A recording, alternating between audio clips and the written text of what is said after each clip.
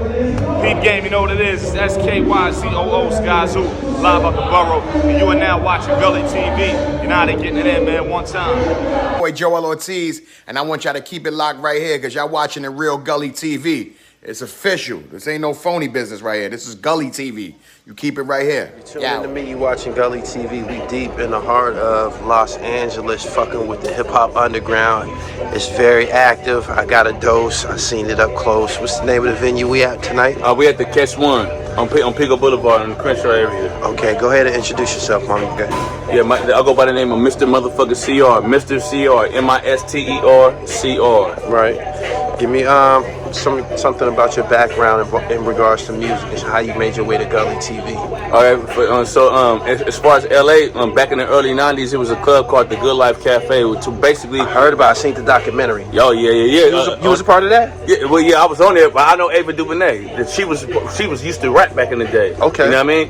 But to make a long story short, LA, you know what I mean? Everybody named Mama rap, you know what I mean? So at that time, though, if you really called yourself an MC, you had to show up to the Good Life Cafe. And if you feel like you was a rapper, you'll get on stage and you do your thing, and the crowd gonna let your ass know if you good or you not. It was kind of like a West Coast version of the Showtime Apollo. Right. So basically, if you got up there and you did some bullshit, the crowd would be like, "Hey, ho, get this nigga up out of here! Please pass the mic." They would chant that, "Please pass the mic." If your shit was garbage, you out of here. Right. You know what I mean? That's the difference between then and now. You know what I mean? Everybody in mama could rap and get away with that garbage. Back then, wasn't nothing happening, boy. Nothing happening. Okay, what was you doing during this time, during the Good Life Cafe era? I was honing my skill, you know what I mean? At that time, I had to be like 12, 13, you know what I mean? So we ended up going to that motherfucker, and then some of the older cats, older than us, seen the potential in us, and then took us under their wing and started training us in a sense, you know what I mean? Giving me the work ethic, you know what I mean? How to write on the spot, all that freestyle, all that old type of shit. Give me the science behind your name, Mr. CR. Oh, Mr. CR, it's like Mr. CR. You know, when you gang banging, a lot of gang bangers put Mr. in front of their name, but mine said Mr. California Resident, crack, rock, or whatever. But I was trying to call myself being creative, so I'm Mr. California Resident. I'm from California, and I got these bars for you, nigga. You know what I mean? Right. Currently, what projects do you got out in 2021? We're gonna go back and touch your history, but right now. Okay, right now I got two projects. One of them is called Reputable. Everybody like it. A lot of youngsters like that. And another one I got is called Solar Powered Nigga. You know what I mean? Straight hip hop shit, mixed with a little bit of hardcore shit, but it's all bars though, lyrics. Pay attention to what I'm saying, cause I'm saying some shit. Right. You know what I mean? The setting that you just took me through, that could have been, this could have been Williamsburg, Brooklyn, or something like that.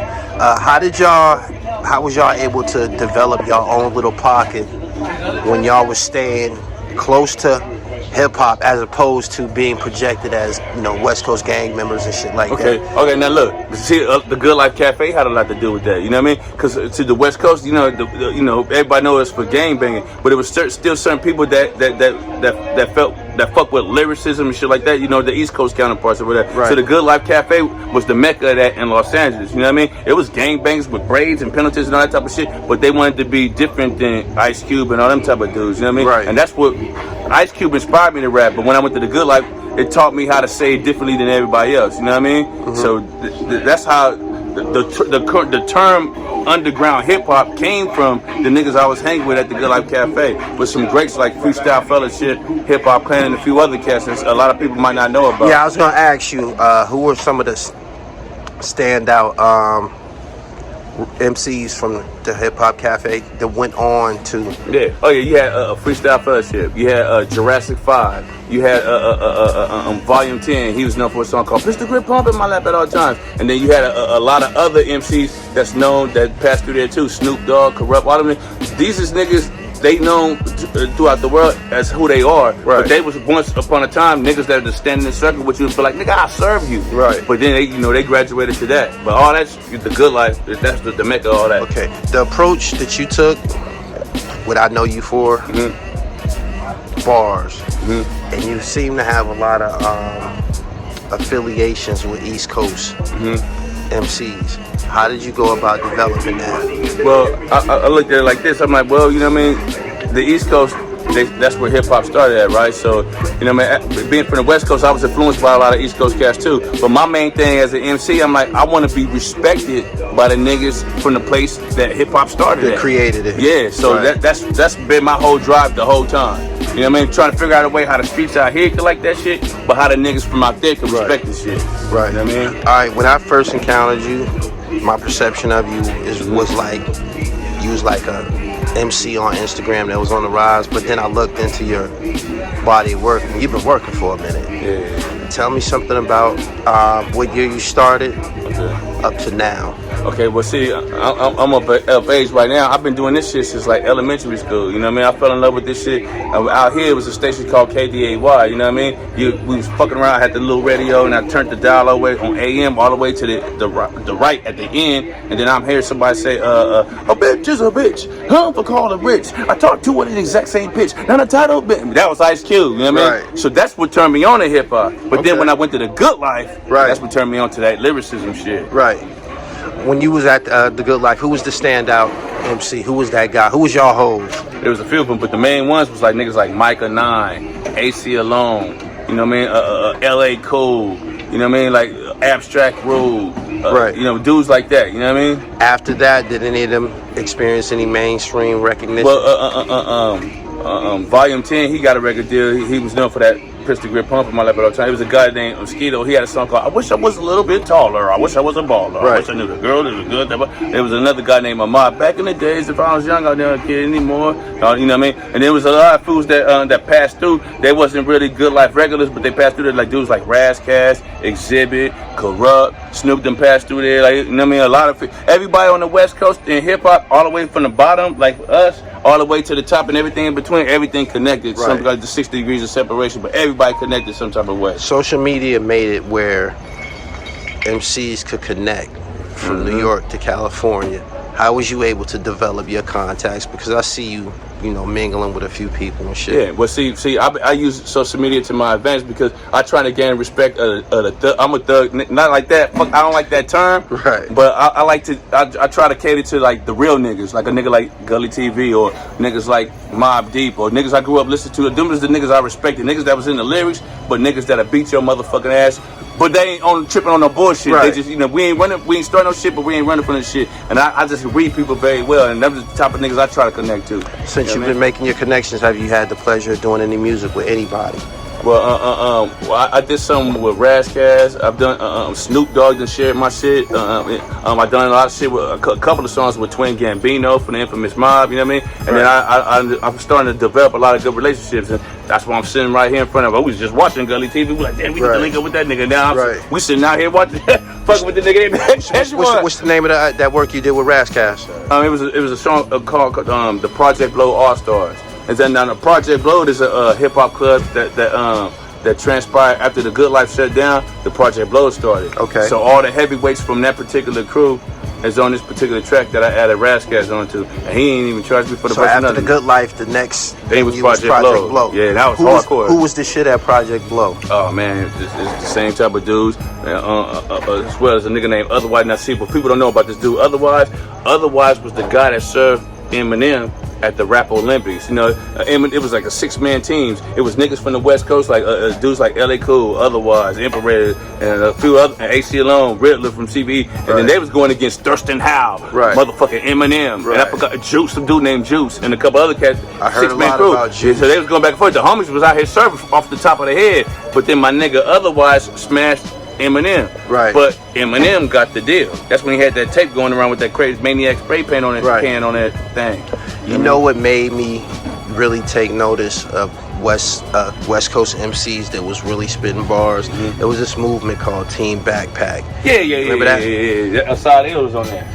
They did a lot. That did a lot for guys like you who were coming with lyrics and shit, because we didn't know. You know what I'm saying? But when I first started to see them Team Backpack videos, it made me go and do my research and see where the fuck is this dude from. You know what I'm saying? Like, a lot of niggas out here that got him, but we just don't get no light. It's some niggas out here with bars, bro. Right? Straight up, they get down like how y'all niggas get down. You know how does West Coast radio treat you guys?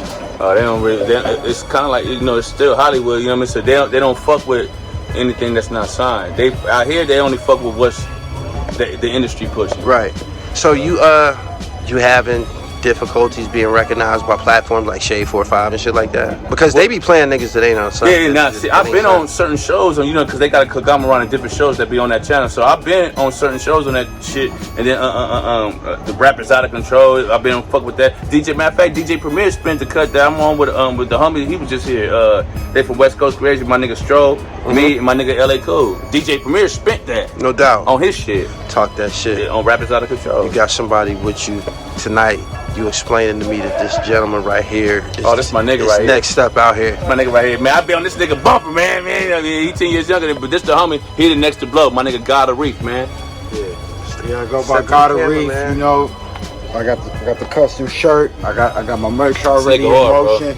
You know what I'm saying? In addition to that, a lot of videos I'm coming with. I just dropped a self-produced single called Disguise. You can find that on YouTube. It's just bubbling like a month ago, maybe month and a half. But yeah, we really out here, and this is my backyard, so I'm gonna really put on, you know. Have you performed at this venue yet? Yes, I actually have a couple of times. Yeah, Rock Marciano being here, other niggas. Yeah, this is the spot. This was pre-pandemic, yeah. So this is the spot. Yeah. When guys like Rock, Flea, Griselda, when they come through here, in our perception, that the West Coast is known for gangbanging. When those guys come through here, do people come out to see them? Oh man, the people I introduced you to, they brought them out here. Man, that shit was packed. And then they did a whole nother. They did like 3 shows in a row. Then they got so packed. They got beyond this shit. Then they ended up doing the fucking Novo. Right. Like 3 days in a row. That's when Jay-Z and all them niggas came out. I was over here at this show. Yeah, when they was up here. Yeah, it's a lane for that shit out here, but the people on the East just don't know that. It's a whole scene out here. You know what I mean? You just gotta be tapped in and find that shit. Tell my viewers where they can find your material at online, bro. But all you gotta do is type in Mr. CR, MISTER, and just Google me, and all that shit gonna pop up. All that shit gonna pop up. I'll try to make myself better. Yeah, you can find me GODAREEF. You know what I'm saying? 8 letters that'll change your life forever. So y'all, give me a drop. We're gonna get up out of here. We're gonna get to this freestyle video. You know, let these people see what you built like. You want me to do that right now? Go ahead, give me a drop, and we're gonna do the freestyle video. Yeah, it's your boy Mr. CR, man. You rocking with Gully motherfucker TV. Gully TV, bitch. Yeah.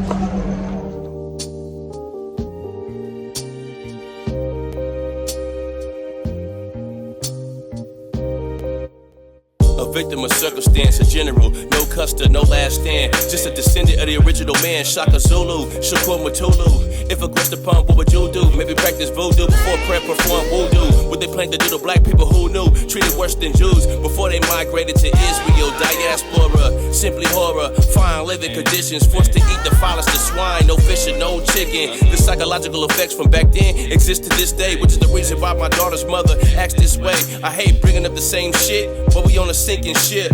A black man is not supposed to be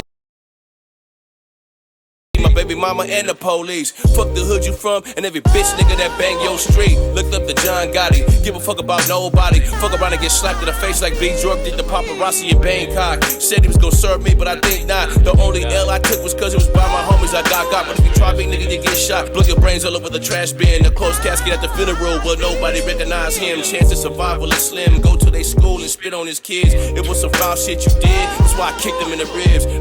Sincerely yours truly, I will damage the amateur with no regrets, nigga, I'm unruly. It's a thin line between love and hate. It's a thin line between real and